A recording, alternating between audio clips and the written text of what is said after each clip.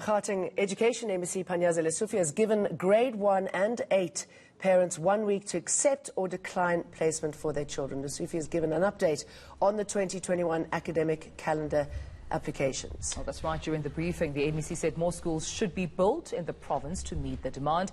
Well, MEC Lesufi joins us now this morning for a conversation. And a very warm good morning to you, MEC. Thank you for your time. Good morning. Thank you so much. Was it difficult waking up? No. This is your life. No, yeah, it is. MEC, I've been very much curious to know how you've managed and how have, the learners have managed. You fondly call them your children. Yep. During this time, I mean, I can imagine it's been a culture shock being away from teachers, being away from the net of, schooling comfortably, at least because they have to wear masks, social distance, get accustomed to e-learning. It is October now. How have they managed? It has been very difficult. Kids being kids, they want to play, they want to hug, they want to have sporting activities. Remember, we've cordoned off the sporting facilities. We've cordoned off their playgrounds. So they're wondering what's happening. So we had to go through what we call change management, so that each and every teacher to spend time with learners and understand the environment they're in and the new changes. It has been very, very difficult, but now it's stabilizing. I think everyone is accepting that this is the new normal, so we have to deal with these kind of things. And stabilizing to the extent that we are able to have exams that will make people proud, realistic exams come end of the year. I mean, is this something that parents and teachers should be worried about? Is it one pass for all? No, definitely not. That we can't allow. So we have to put two systems in one. For example, you accelerate the test marks, your assignments, your project marks. Just in case we've got the second wave and you can't write exams, we'll use that to say that you have passed or not passed. But also put in mind that there is a need for them to write exams. And where we are, we really believe that they will now going to write exams. Unfortunately, it's a huge project because of social distancing and the number of learners that we have now. The matriculants are worse off because we've got 5 cohorts that used to write 5 different examinations are going to write 1 examination. So you have to take care of the adult educators that want to go back to school and finish their matric.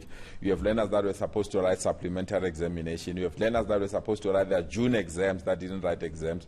You've got part-time learners, you've got full-time learners. So all of them now have to write 1 examination. So you need more invigilators, you need more classrooms, you need more sanitizers, you need more masks, you need, in case one learner comes or the one teacher comes testing positive, you also need an isolation room. So it has been a massive project. But I'm quite impressed with our team. And so far, I really believe that we're going to provide a credible examination that all of us will be proud of. I want to stay with the matriculants for a moment, MEC, and I think this is quite a special group of matriculants because I'm sure for both them and the department, you both haven't sort of been faced with such a challenge of dealing with the pandemic while making sure the academic year moves on progressively. Is there a possibility in the works that you might need to change or extend the curriculum year if needs be? Should parents and learners sort of just make up their minds or rather get accustomed to a reality that you might need to make those changes if it needs be, meaning it might need to cross over to 2021?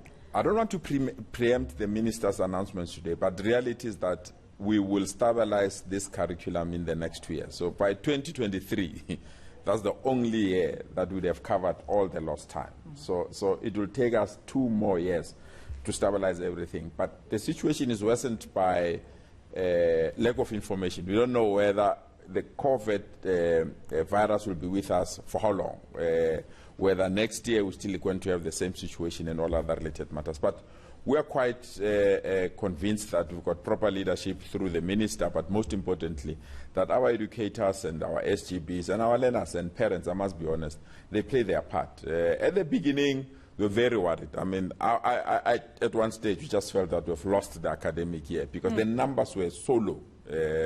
But they've picked up now. We're at almost 95% in terms of attendance.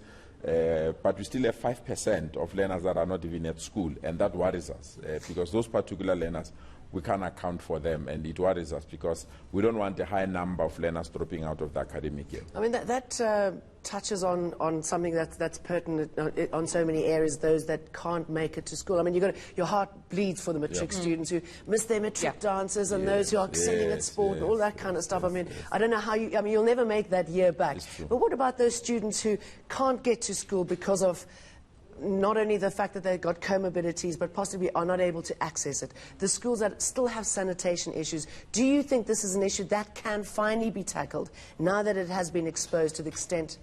I'm crossing my fingers that we don't have that kind of a situation in Gauteng where learners can't have access to sanitation. It's humiliating, it's embarrassing. I really feel that sanitation is dignity. In the absence of sanitation, there's no dignity. And I don't think that we should continue to have schools that don't have proper sanitation. But I remain hopeful that all those things will be sorted out. And the 5% that are not back, I'm urging parents, it's not late. Bring them. Because if you don't bring them back, the backlog next year will be huge. We'll have overcrowded classrooms. And you can't have an overcrowded classroom during COVID because we need to have extra social distancing limitations that need to be observed. So I really urge parents. I know why you kept your child. I mean, everyone loves their own children. You didn't want to risk them. But the numbers are going down. The curve is going down, even though we still have some sporadic increases of numbers. But I'm of the view that it's not worth it to keep your child at home. Yeah.